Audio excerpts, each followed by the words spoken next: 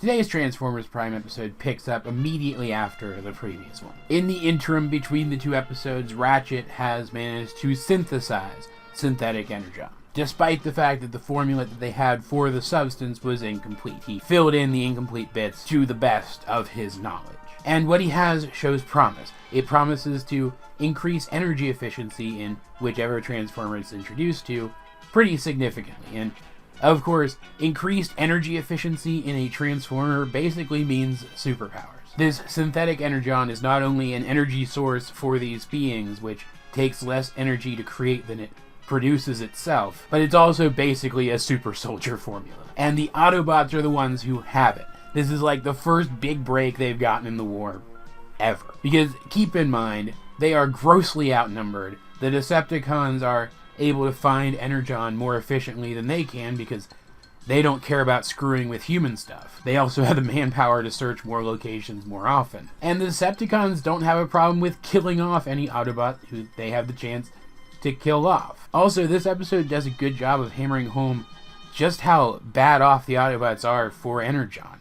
They're so low on Energon that when they get a lead on a small amount of it and therefore go and chase down the convoy transporting it, they have to be reminded that if any of them come back injured this time, they won't have enough Energon to fix them. There's also the issue of using their blast weapons, which take Energon, versus their melee weapons, which don't.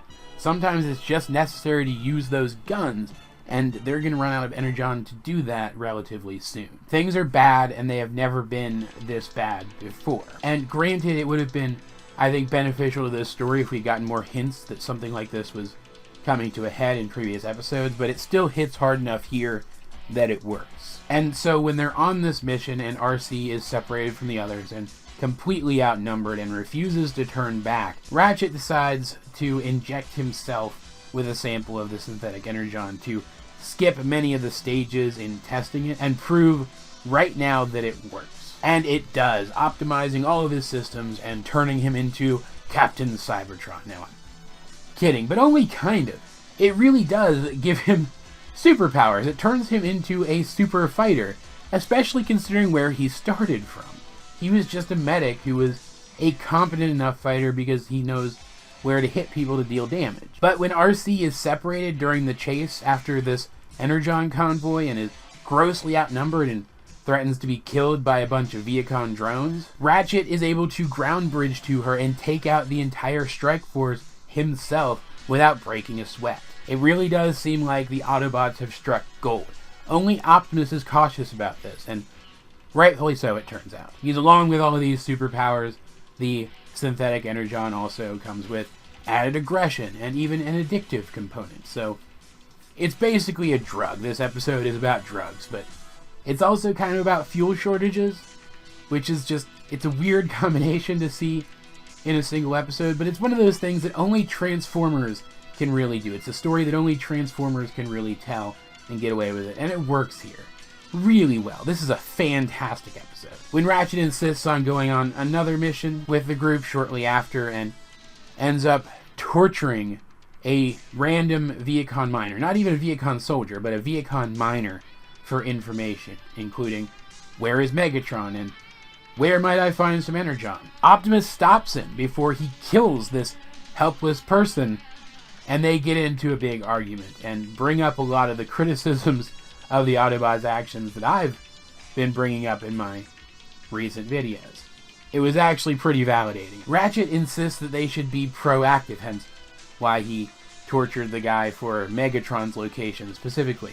He also insists that they shouldn't let their enemies get away, and even calls out Optimus for fighting with Megatron so many times, and yet letting him get away so many times.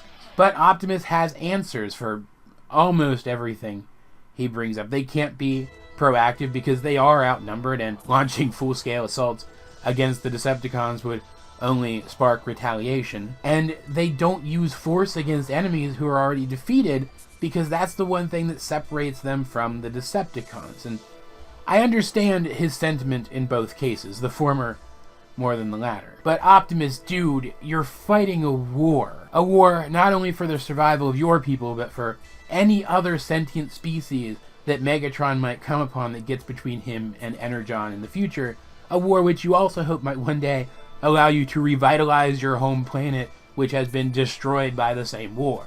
You need to start killing off bad guys when you have the chance. It's just stupid not to. Like, I get it, he doesn't want to be cruel, but isn't allowing them to live to perpetuate cruelty even more cruel than just killing them when he has the option? And notice he didn't have an answer for that third thing that I mentioned, letting Megatron go so many times to perpetuate that cruelty. Remember, this version of Optimus and Megatron used to be friends, and Optimus, being someone who doesn't like to kill people anyway, isn't going to want to kill his old friend, and that has caused untold amounts of harm. So what Ratchet is saying here, it's not untrue, it's just that he's going about things the wrong way, and this does escalate in him going after Megatron and a huge mine of raw energon. And he confronts Megatron on his own while Knockout's there. And of course, even Captain Cybertron is no match for Megatron. And unfortunately, Megatron does leave him bleeding out on the ground. And quick pop quiz,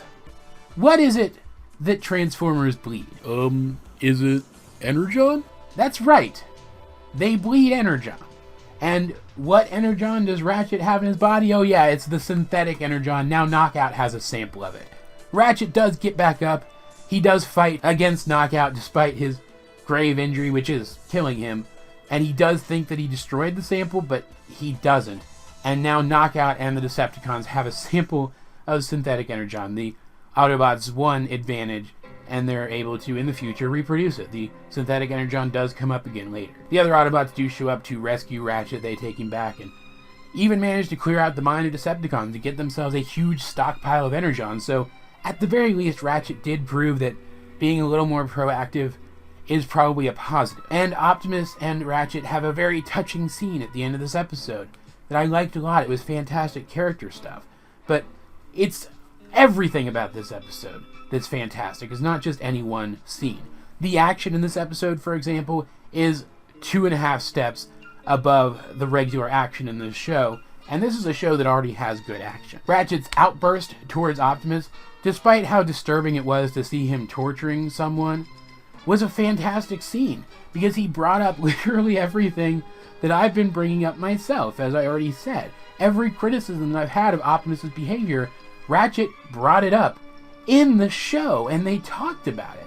How many shows actually do that? It was fantastic to see. And in a series where so many times the Decepticons do something bold and stupid that ends up giving the Autobots some limited advantage, seeing the Autobots screw up even worse in this situation, I think is ironic the right word? I don't know. It was one of those sentiments that feel like irony. It was in an odd way satisfying. And because the Decepticons have access to synthetic Energon now, some of the most interesting aspects of the series come about later on in the series. This is just a great episode in all regards. Not that I have to say that at this point. I'm pretty sure my ranting has already conveyed that point to you for me. And I want to be clear, this isn't like an example of one-off technology on the Autobot side, kind of like how in Star Trek every once in a while you'll get an example of a new piece of technology being introduced that doesn't work and then they just throw it out the window. No, Ratchet flat out says that he does plan to refine this formula. It's only the unrefined version of this formula which has these negative side effects. So it's not as if the Autobots have lost their advantage completely here. They don't know that the Decepticons have that same advantage and that same option to turn it into something even more advantageous. Otherwise, they might have picked up their pace a little bit and gotten more bang for their buck out of this thing. As per usual, I'd like to know, what did you think of Stronger, Faster? If you have seen it, let's get a discussion going in the comment section down below or over on my Discord, link in the description. But either way, this has been AJ22 and I will talk to you guys later. How's it humming?